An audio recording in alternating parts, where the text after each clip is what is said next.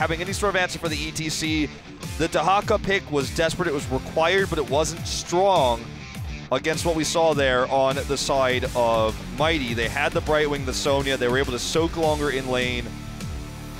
So, I think first impressions on the Tyrael from Gondar too, for at least in playoffs, will be his 4th game. He's now 0-4 on the hero.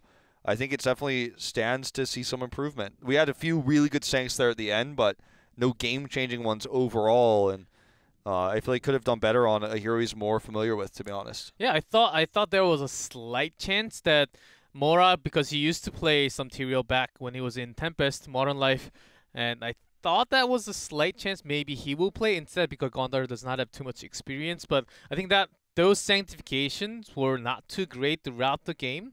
As we saw from the experience, we saw some great sanctification from other teams like Sign using it, and what they have to drop it in Panic and try to turn that around. Seems like he wanted to use it for himself too many times, and those didn't help too much. And the last team fight was just a blast. That was an insane team fight. Yeah, it certainly was, and that's the fight that Mighty was patiently waiting for. They knew that. That's why they let them take so many ultras for free. They were like, no. All you have to do is one good team fight. We win the game. So they took their opportunity to get that opening pick there, and eventually they ended up killing Dudu and winning the fight and winning the game. So we'll see where they want to take us for game number 2. Will very likely be their map pick. Remember, Braxis is available, but not a very common map for either of these teams. So I want to have a Braxis game in Korea. Haven't seen that for a long time, I believe. Was MVP Black versus BlossoM was the last Braxis map? Possibly? I think there was one more with, I want to say it was RR, but it's been so long. We saw Rexar, but it wasn't on Braxis. Like, I don't know. It's been a lot of weird games. Dragonshire, though. So it seems like both teams are focusing on the global end. Wiz losing Sonya costed them big in game number 1. I believe, and maybe it's time to really prioritize Sonya instead of their Tracer Tassadar. Tassadar has been a great pick as their secondary support all the time, but we saw some different style of BlossoM drafting. They shifted away from picking supports from the beginning, and it worked out great for their draft. I think maybe just sticking to what their drafting style from yesterday can actually be better, picking Sonya on top. Yeah, it worked well for them. And let's see, I mean, it was Dahaka played by Wiz on this map yesterday with the Morales given to them. I don't think that will be given to them today, no way. It was the weird Cassia comp they won with, where we saw the Stim Dahaka. Let's see, I think that wave clear is something that we saw much more prioritized by BlossoM on that last map, but I think it's even more important here. We'll see Genji first ban, actually. So they want the Morales. This is a ban that allows you to get either Morales or Ariel. The thing is that we already saw this counter yesterday. We saw exactly this yesterday. You ban the Tassadar, they take Morales, you take the Ariel, and you get to pair it with what you want.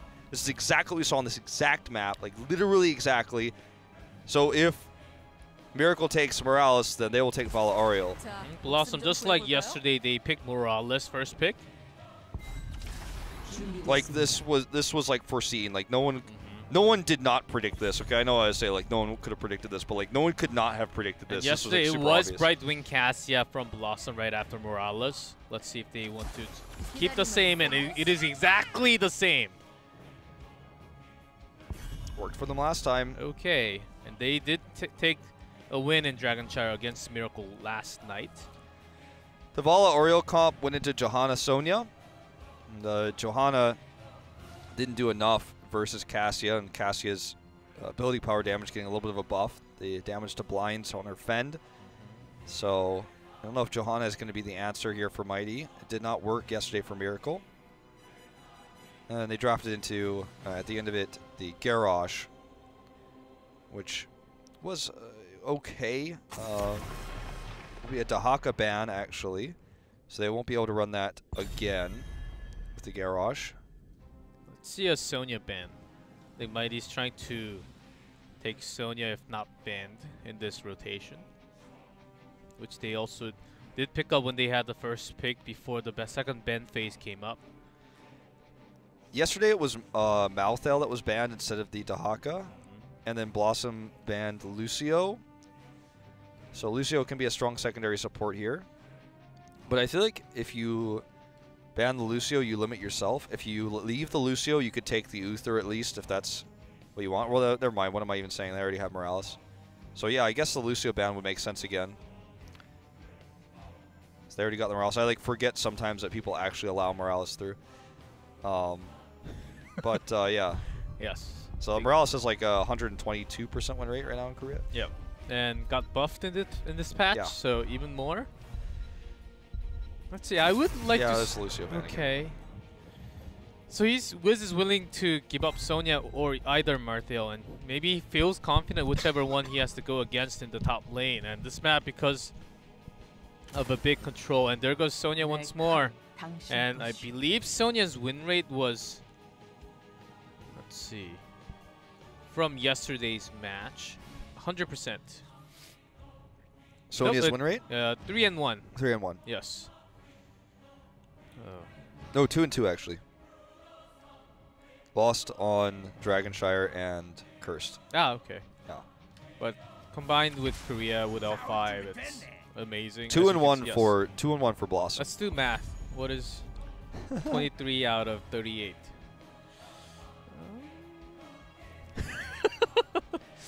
I'm not going there. No. So Sonya Muradin locked in, so they have their main tank, which is strong at interrupting Cassia when she comes through. Taking the Muradin over the Garrosh, though, interesting, with Cassia's kind of dive style. And for BlossoM now, the question is again, what does Wiz play? Dahaka's removed. You're laning against Sonya. You really don't want to play Thrall here. I think the Muradin pick like removes the potential of Thrall, and I know probably everyone's like, oh my god, he would never play Thrall in this meta. He would actually against the Sonya if there wasn't a Muradin. So Garrosh, Malthael. So Garrosh left available this time. They take it. I don't feel very confident about the Garrosh in this draft, though. Well, most of his tosses will go onto either Muradin or Sonya.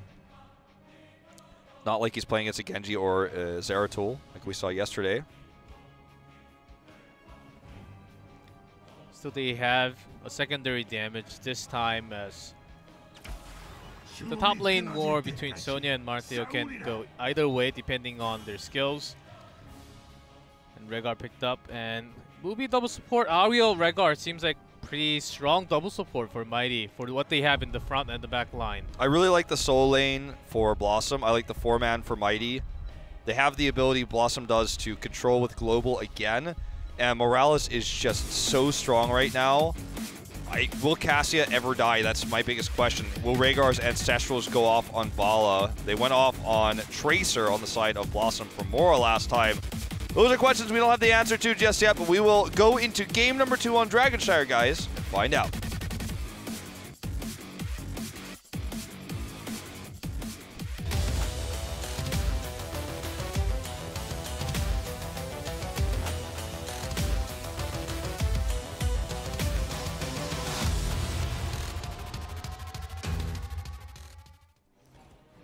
In blue, Mighty, Joker on Muradin, BDG on Vala, Good on Sonya, Nasang on Ariel, Magi on Rehgar.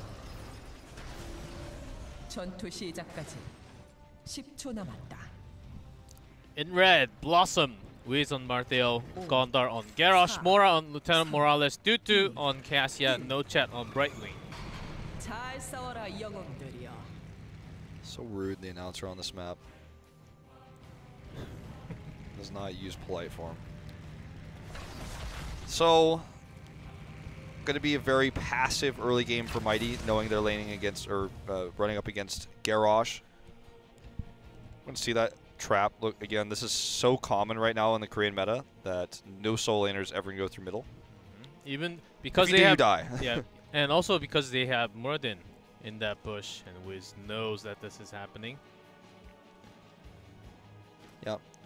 So, similarly to how Thrall works against Sonya, Muradin will almost permanently be roaming around top, because if the Muradin pick here is designed to punish a winning lane. So if Thrall is laning against Sonya, for example, in an old matchup like 2016, right? Then when the lane is pushed, Muradin comes up. If you're trying to soak because you push the lane, you're vulnerable to that gank. The same is true of Malthael. If Malthael is pushing the lane, that's when Muradin can come up and punish that play. So you might see Malthael play very passively, in fact, intentionally freeze the lane at mid so that Muradin can't do anything like that. So let's keep an eye on that as he rotates up again, as you can see. But Malthael is playing safe. He froze the lane mid. It's a really intelligent thing that doesn't happen really, I feel like, by very many teams. But really good top players know how to freeze the lane so that this doesn't happen. And they already called it out. Gondar comes up. So what would be a winning lane for BlossoM, because of the threat of the Muradin and because of the lane swapping we're seeing a little bit from Mighty, is actually winning for Sonya. So really cool what Mighty is doing here.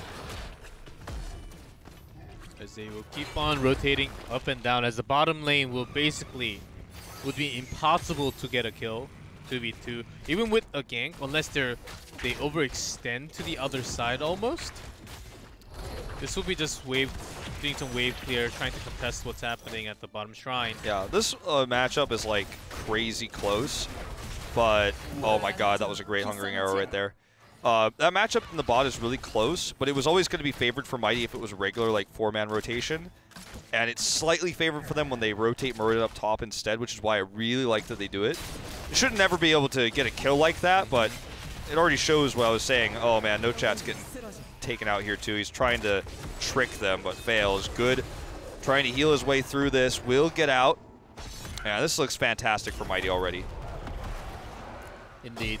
They got the bottom shrine. Of course, they will lose the top power, but Sonya can soak as long as she doesn't die. She doesn't have the hearth back home.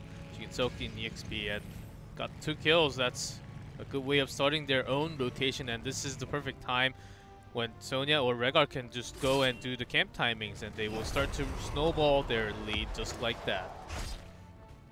As Garrosh is looking for a chance to punish. Yeah, so they just basically did the same thing that Muradin was doing. They're just looking to punish the Sonya if he tries to come up there with a Muradin. So going to be another attempt to rotate down and grab Brightwing.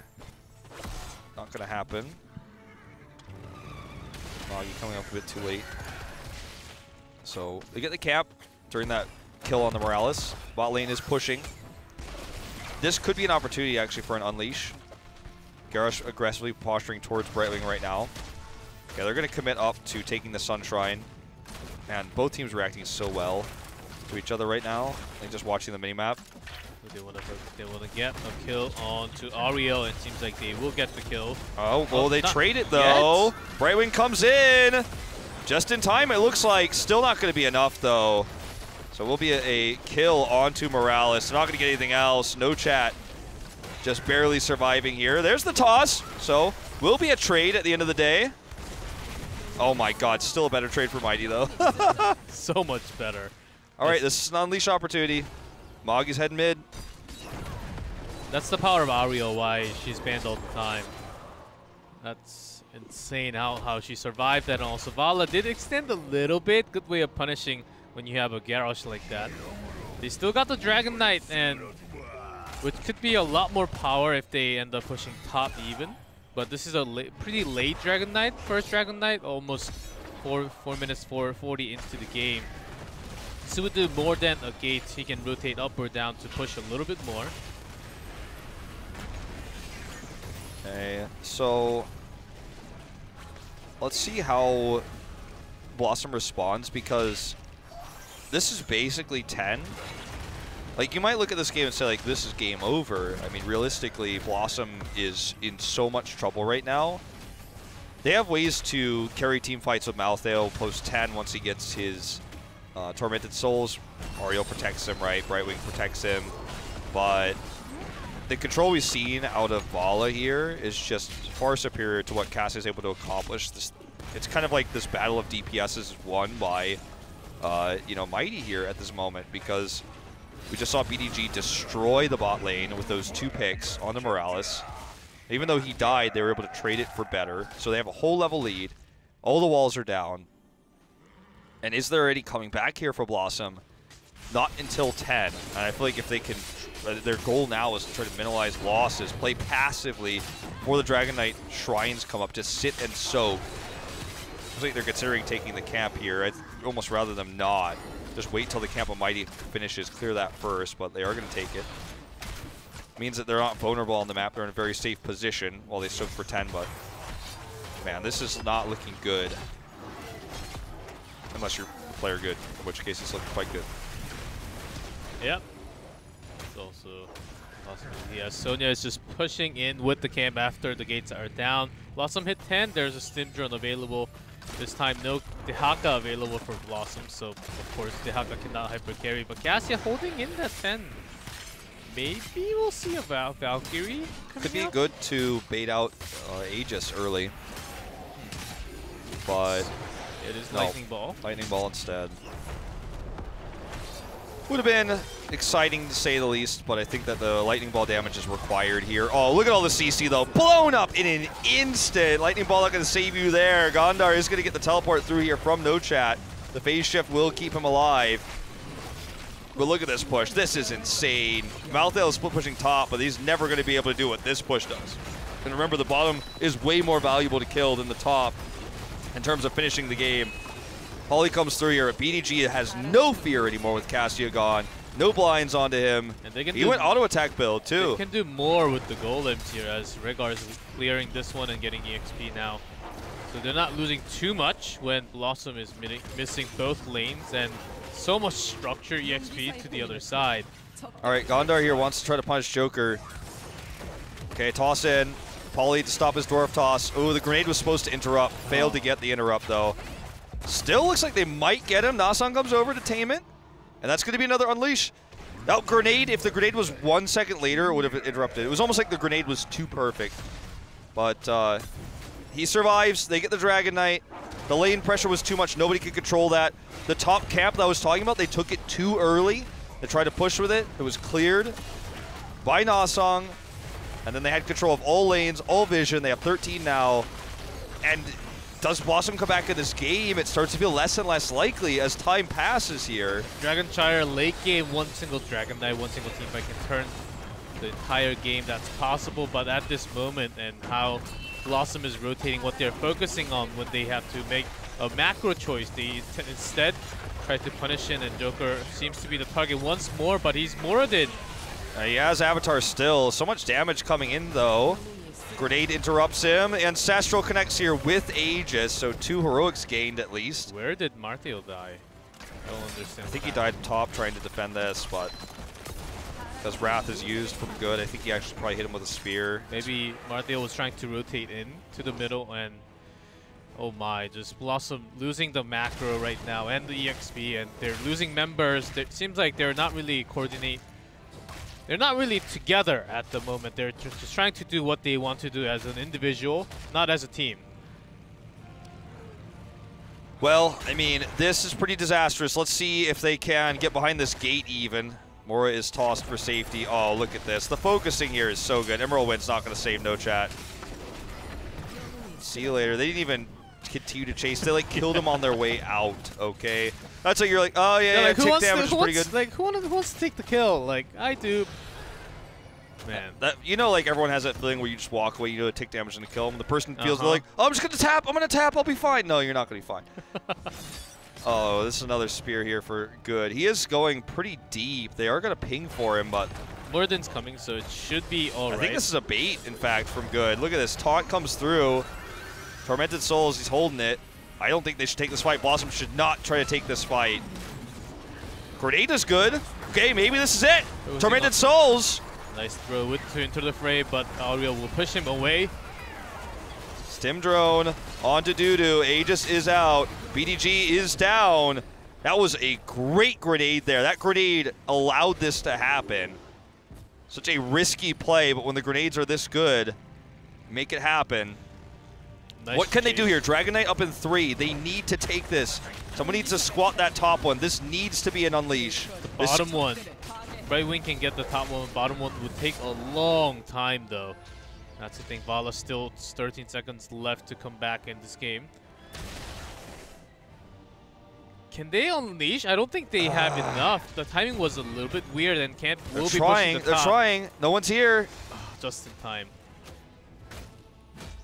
Very close call.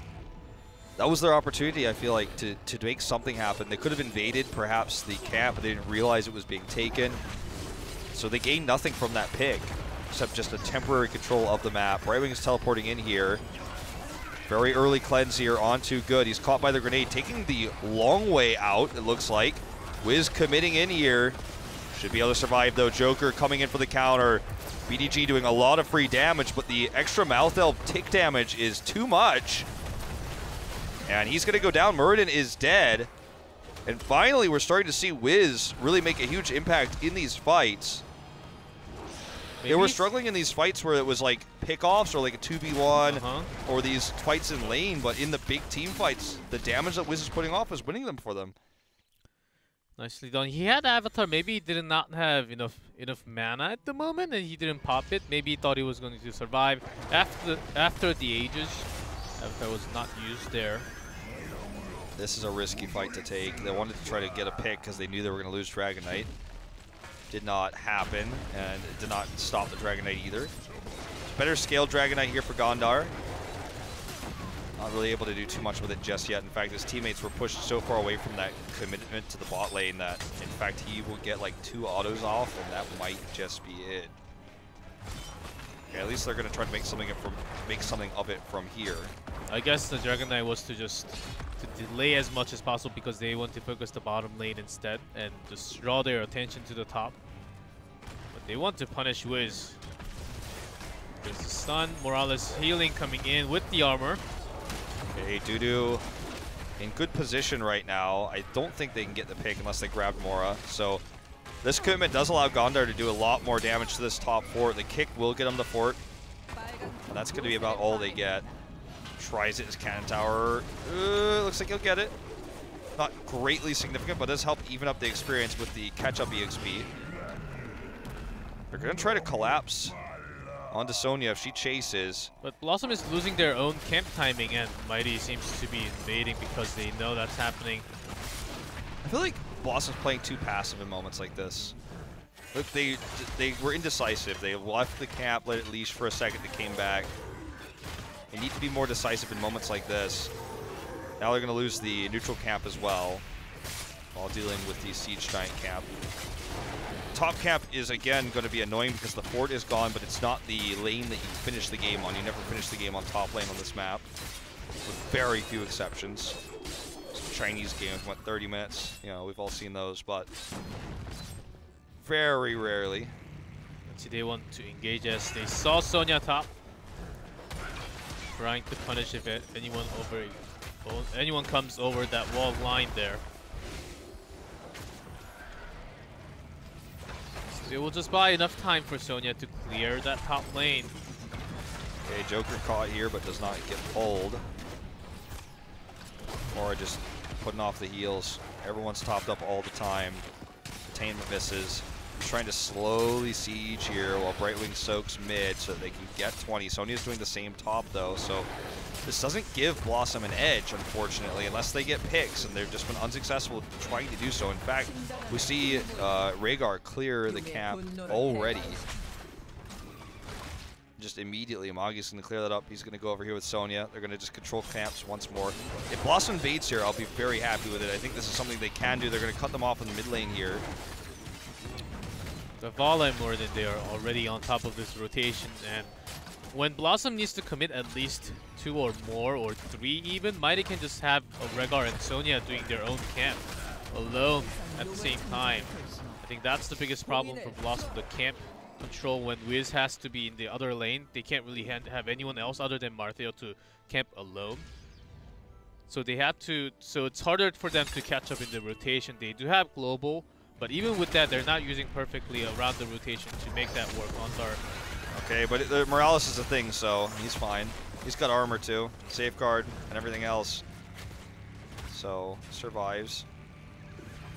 The Brightwing had to shift in for this one when the top camp is pushing. The shrine is already picked. Mora's the target here. Malthael's not here. Mora is getting very low. Emerald Wind was well placed. Mora needs help though. Ping's coming through. Not going to be enough. Look at that ice block. The last thing that Brightwing will do before she dies. Joker coming in. Good spear over the wall. Mora was going to survive. Can Malthel come in and try to turn this fight? I think that's the only option to win the fight. They're going to just retreat instead. They take the safer bet. But this means they will lose another Dragon Knight Unleash available here. And the cap is going to be cleared, but this means a Dragon Knight could just simply walk down mid to try to get the first keep of the game, which will get them 20. Heading over. This is do or die for BlossoM. Without 20, they somehow need to have a miraculous hold.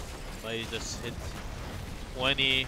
Vala will be extra safe with extra range from 20. More than having that rewind will be so impactful, as he will just heal himself with the W. Now this Dragon Knight is going with the keep. They still do not get the keep. If they can defend this keep though, Mondar is getting focused, gets stunned. Well, they got the Dragon Knight, but the keep was not saved. Mighty should just leave here. No reason to risk a fight. Aegis up in 2. This is a good punish play by Mighty. They saw that Wiz was bought. They knew they could force a fight. They got Morales, who wasn't protected. When you don't have Malthel against you, you could dive a lot easier. They don't have Material in their comp, so when they dive in all 5, then Malthel does a ton of damage in those moments. So they identified Malthel's not there. Wiz was in the bot lane. Grabbed that Dragon Knight after getting that Morales pick. Near the Morales pick, they got the Brightwing pick instead. Okay, Detainment Strike used here. Gondar should be fine. They're just trying to siege and wait for that next Dragon Knight. They've got 20. If BlossoM commits to a fight before 20, they can do a lot, but it's a very small window of time, and they're just going to retreat. YD is playing so safe right now. Just like they did on towers, they're ahead, but why risk a big move when you could just take smaller moves around the map? Yeah, that's right, and it seems like BlossoM is really not punishing for anything that Mighty has been doing. And whenever they draw out the phase shift, they just leave. Which means that they really call the global, and BlossoM cannot catch up in EXP because they already used their global ability, but Mighty doesn't. That's a great way of catching up in macro because they were leading from the beginning. Okay, now I think this is a great chance for BlossoM though. The camps are coming, but if they clear that and try to start their own macro, as the shrine will be coming up.